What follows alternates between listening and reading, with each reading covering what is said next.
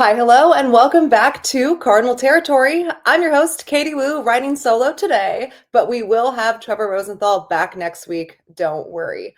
First off, I hope you all had a very merry, happy everything. I know from my perspective, it was nice to have a little reprieve from baseball and disconnect and be with family. But of course, very happy to be back with you all today. And let me say, a huge thank you to everyone who has already liked, subscribed, listened to the show. The reception of Cardinal Territory has already far exceeded my expectations, and that's a testament to all of you. So thank you so much. Hopefully we can keep bringing it and you guys keep coming back. So I had some reservations about hosting by myself this episode today because doing a podcast solo can be kind of weird, right? Like I'm sitting here essentially talking to myself. Very off-putting. I've literally shot this intro like 7 times. I don't care if this is awkward anymore. I'm not recording another try. So we're rolling with it. So to combat being alone, I thought we could make this into a fan episode. So let me cue this up for you. Here we go. And the reason for that was because I just kind of wanted to make this inclusive, right? So I thought maybe you could send me some fan questions, comments, concerns, and I try to answer them as best I can. There are tons of great questions here. I tried to include the ones that were asked more than once. For example, we do have a Mason Wynn extension question coming up. That's a hot topic this go around. And hopefully we get some good answers and you all aren't tired of my voice at the end.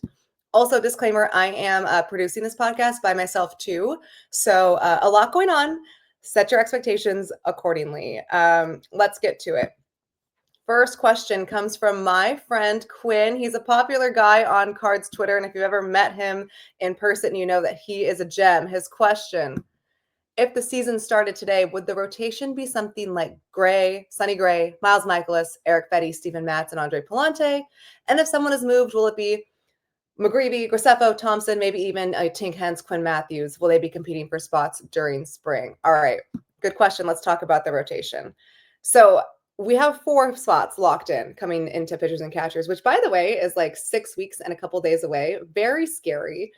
Sonny Gray is going to be your opening day starter, barring health, right? We know that. You can just pen that in. Then they're probably going to go some combination of Eric Fedde, Miles Mikolas, and Andre Palante.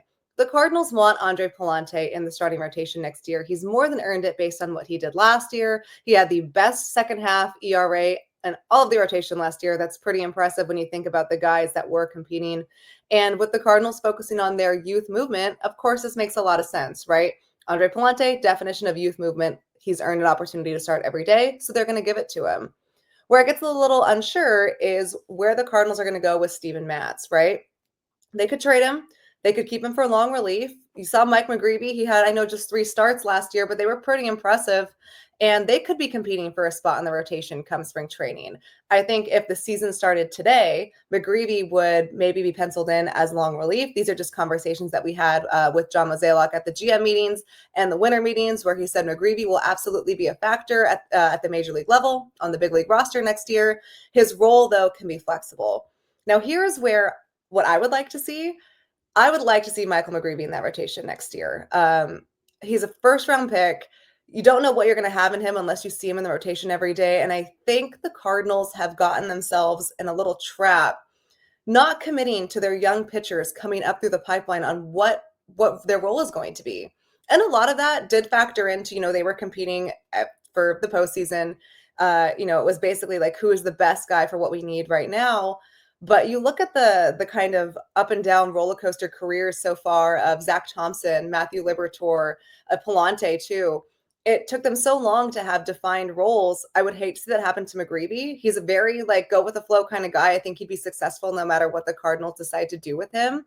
But I do think they've caught themselves in a trap in terms of, hey, we're just going to fluctuate our guys between starters and relievers. I would like to see McGreevy come up and have a defined role and have them stick with it. And I personally would like to see that in the rotation. I just don't know if we're going to get that. Now, here's my disclaimer for you, Quinn. There's no guarantee the rotation looks like this in 6 weeks, right? We'll get to the Nolan Arenado stuff because as we talked about before in prior episodes, that could dictate this rotation. But if we started the season today, I think you could pencil in or pen in Sonny Gray, Eric Fedde, and Miles Mikolas in that rotation, and Palante. It's kind of up to what they see for Steven Matz and if Michael McGreevy can fit in. Now, Gordon Graceffo, he'll get some opportunities at spring training. So will Zach Thompson. Tink Hence, Quinn Matthews, very exciting guys. Obviously, lots to be excited for there, but I don't see them as necessarily making an impact on the opening day roster. Definitely, two pitchers to keep an eye on come the second half of the season. But for now, I think the Cardinals are pretty much between Steven Matz and Mike McGreevy in terms of that final rotation spot. All right, moving on. Next question. From C70, another one of my friends. I promise I didn't just pick like people that I knew and liked. These were just good questions. Here's his question. Does the emphasis on development preclude extensions for young players like Brendan Donovan or Mason Wynn? See, I knew we had a Mason Wynn question in there. So I love this question because in a perfect world, if you are trying to sell a fan base that is frustrated, that is rather apathetic. I mean, look at how Busch Stadium was at the end of the 2024 season. It was really sad. And that is, you fans have every right to vocalize their frustration with ownership, with management. You know what? That's how you want to send a message, all power to you. Let the people in charge know that you're not happy with your organization. Not showing up to games is the perfect way to do it.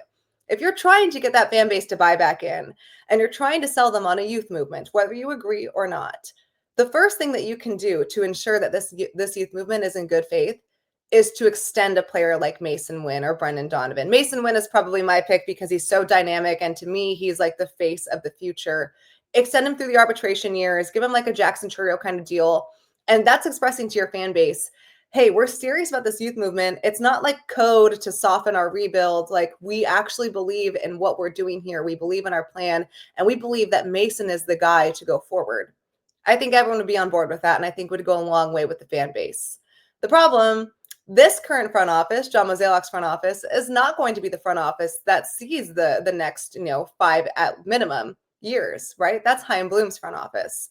So John Mozeliak's not going to make any like huge future altering decisions without Chaim Bloom. And it's, to me, a little unclear on what Chaim Bloom wants us to be because we haven't seen him, right? We can go back to see what he did with his tenure with Boston. But to me, that's a little unfair because different ownership groups, different demands. So maybe the Cardinals are thinking, hey, let's give Chaim the chance to completely make over this team when he takes over in 2026. So I can see why there hasn't really been a lot of extension talks here. Here's another thing we need to consider. It's not just John Mozeliak who's stepping down after 2025.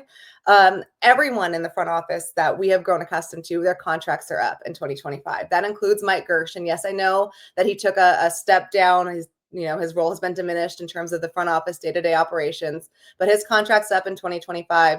Randy Flores is up in 2025. Moises Rodriguez, you go down the list. So the Cardinals brass that has been instrumental in forming this organization over the last decade or so, there's no guarantee any of them will be back, right? I'm not saying they won't be. I'm just saying that contracts are up. So while I'm all on board with a Mason Wynn extension or a Brendan Donovan extension, and I think it would be done in good faith, both to the player and to the fan base, the timing of the front office turnover makes that really difficult. All right, moving on.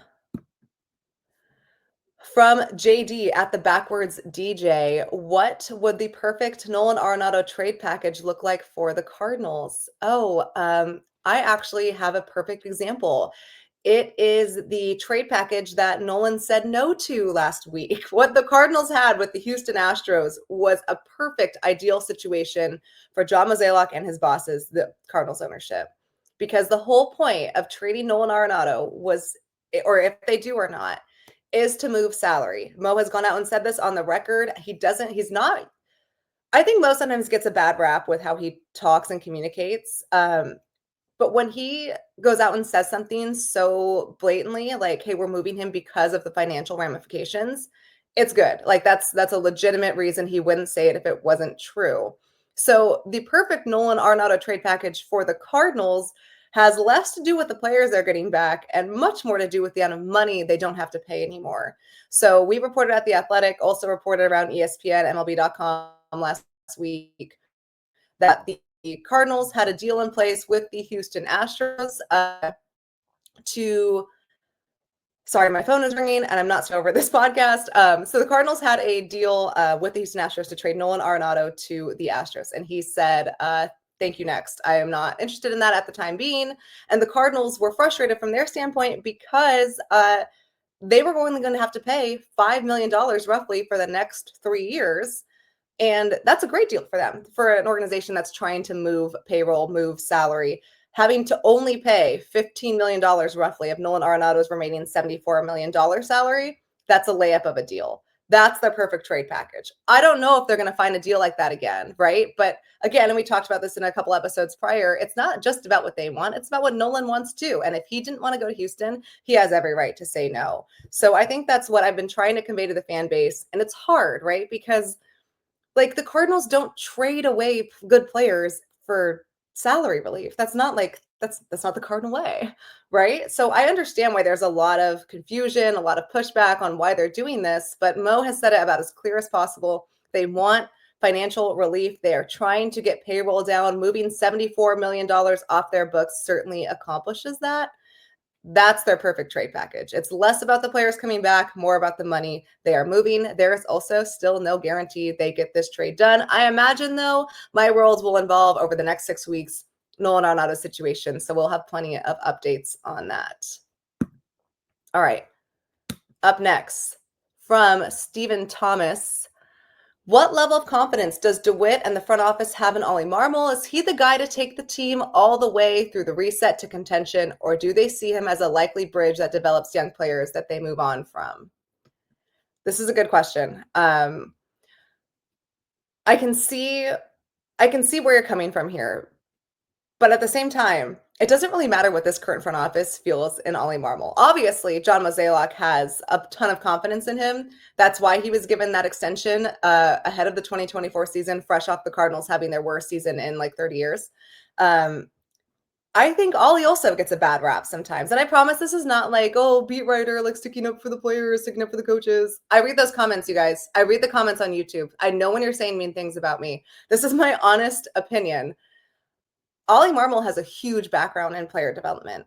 So does his coaching staff. When you think about the guys that were coming up in like 2017, 2018, 2019, so think of like the Tommy Edman, Jack Flaherty era, the Paul DeYoung era, Harrison Bader, all of those guys that made that 2019 championship playoff team so exciting.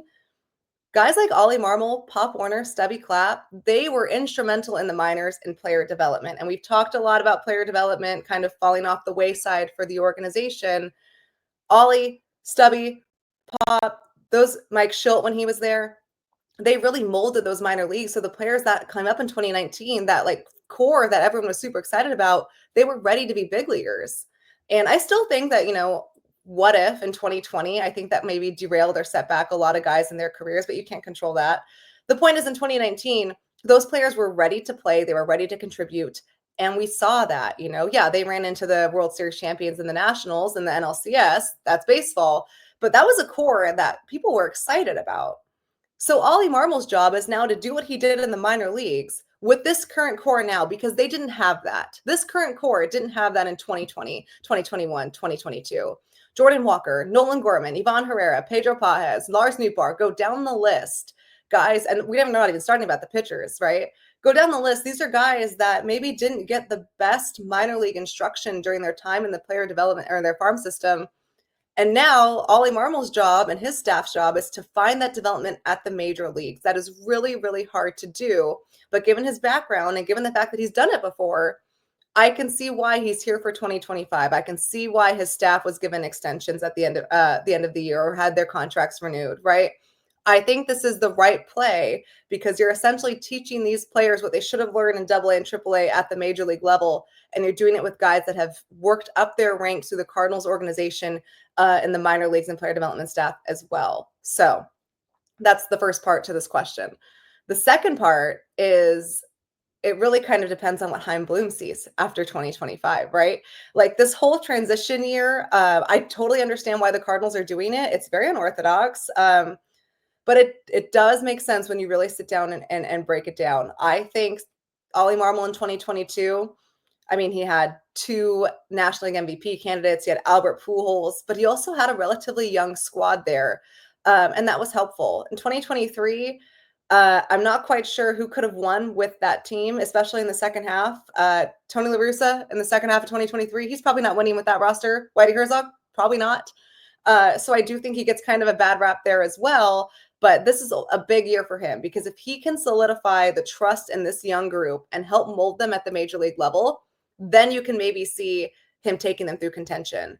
Now, if guys take significant steps back, which you hope doesn't happen, or the Cardinals completely fall apart and this whole reset really goes up in flames, then I think Chaim Bloom has a tougher decision to make. But for right now, I think for what the Cardinals are doing, this is the right call, whether or not fans want to hear that.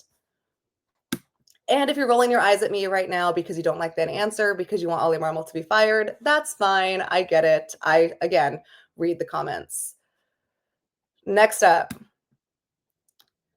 With all the new hires in the organization being front office and minor league instructors, do the Cardinals have plans to help the young guys on the current roster? Is it sink or swim, or are we waiting on the next batch of youngsters?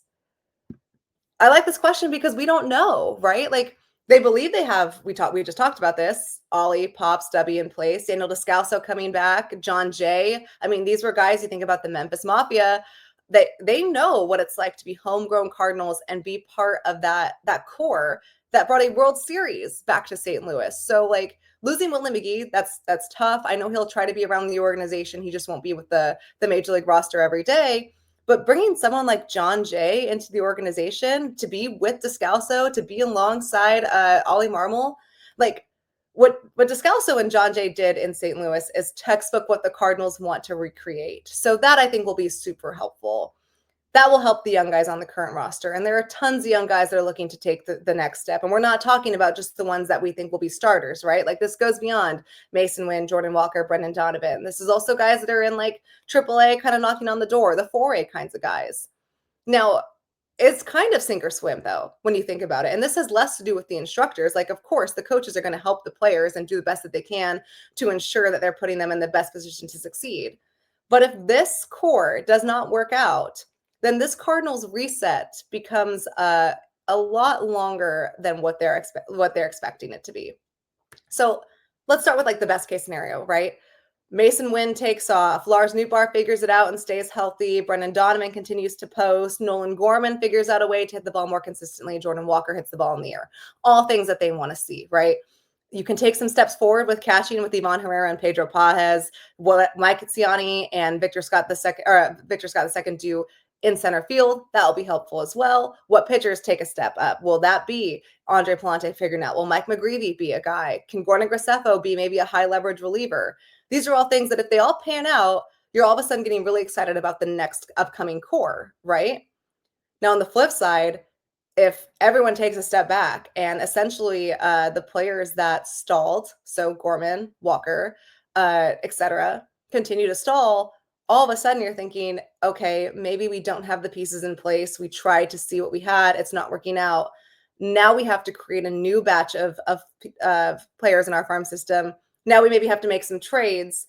It's so unpredictable. And that's why this plan that the Cardinals have, whether it's not the most popular with the fan base, and I understand, I can also understand the rationale behind it because they aren't going to know what they have until they run out their current core every single day. So by running out that core and having Descalso and John Jay kind of be like, hey, we did this, we know what it takes, and we ultimately accomplished the top goal, which is to win a World Series and bring it back to St. Louis. Like, this is what you have to do.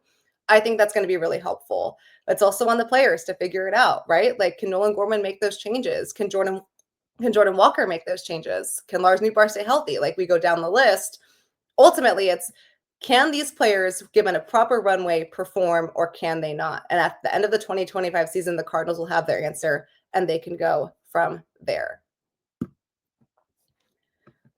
All right, coming up from Adam Layton. Do you feel that Mo has some regret over his decision to fire Schultz, given his success and Marmol's struggle the last few seasons? I think both are great guys, but I think the pressure on Marmol to use new school philosophy is different than he was used to. Thanks and enjoy the show. This is an interesting question. I don't think John Mozeliak has regret over his decision to fire Mike Schultz. I think he just wasn't expecting to at the time. And he went out and said that. When the Cardinals lost the 2021 wildcard game against the Dodgers, John Mozeliak caught a flight back to St. Louis, and he was preparing to extend Mike Schultz. How could you not? He had just won 17 games in a row with a roster that was, not exactly a powerhouse. and made it to the playoffs. And they had like what, a 2% chance of doing that come September 1st. It was insane. But things went down over their exit interviews, and Mo made the decision to not extend Schill and ultimately fired him. And that was not something that he was expecting to do. Now, he always thought that Ollie Marmol would be either a farm director or a major league manager. So did he give Ollie the shot? Absolutely. And did Ollie do really well in 2022? Yes. Is he continuing to learn from his mistakes? Of course. Is he continuing to be a better manager? I think so. I think when you're looking in 2024, especially those like very tight margin of victory games, how Ollie and Daniel Descalso used their bullpen and Dusty Blake, like that won them so many games. So yeah, I don't think there's regret there. I think it was just a situation that Mo didn't see coming. And say what you want about John Mozeliak, he is very calculated.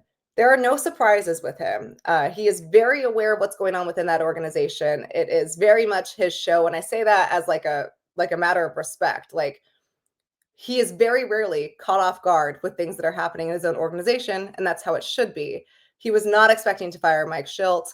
And for what it's worth, I think Mike Schilt learned from his mistakes in St. Louis too. Look at the success he's seen in San Diego.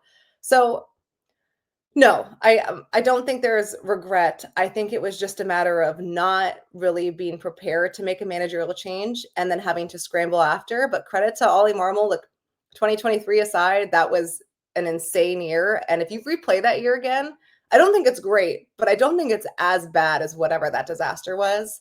I think Ollie and Mo are very much invested in the success of bringing winning baseball back to the Cardinals. I think Mo is aware that that might not happen under his tenure, but he's doing his best to put the organization in a position to succeed when he's gone. And I think Ollie, he came up as a Cardinal. He understands this as well. So don't see there's any regret. I certainly understand the Cardinal fans' desires for both Mo and Ollie to be better, I guess. I read about it every day. But if you really break it down and look at it through the organization's lens, I think they're okay with how this worked out, 2023 aside, because they weren't expecting to make a change in the first place. All right, we're almost done. We're almost at time. So I'm going to get to two more from Tyler Leonard. The reset, I like that you use that in quotes. I do that too. The reset is about letting the kids play and seeing what they've got as the team looks to the future. With this young core getting a fair shot, which players are one more year of underperforming away from not being part of that future? Tyler, this was a question that I read and instantly was like, yeah, I'm including that because it is such a good question. And if I had to pick one, I'd go with Lars Newar.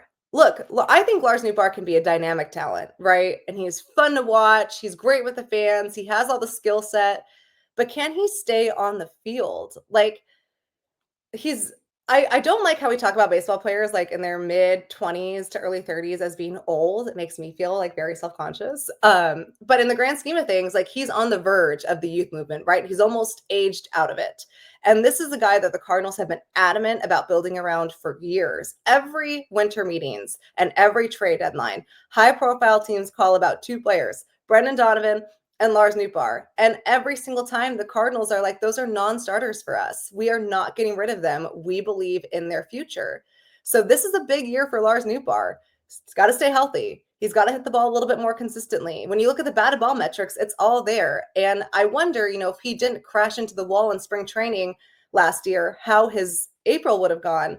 Because I remember in very early spring training when he's on the backfields, watching him take batting practice, and his swing looked different and it sounded different. And I went up to him and I was like, what did you do? Did you change something?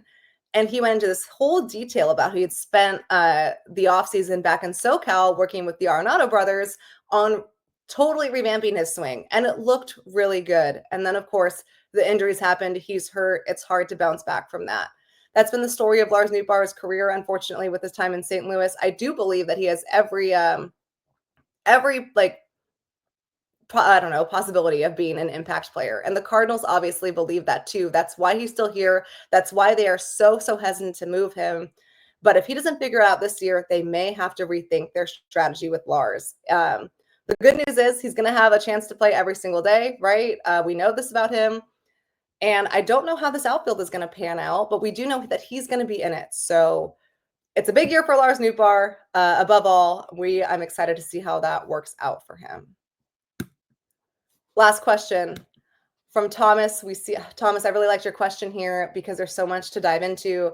Are the Cardinals using spring training to decide on their primary catcher, second, third baseman, and center fielder, or are those spots already solidified? Newbar could surprise in center, would prefer Donnie at third, and Herrera at catcher raises the ceiling. Okay, a lot to dive in here. This is a good question to end on. So there are like two positions solidified next year: shortstop, Mason Wynn; first base, Wilson Contreras. If Nolan Arenado stays, obviously he's going to play third base in every day, right? So let's say, that he does.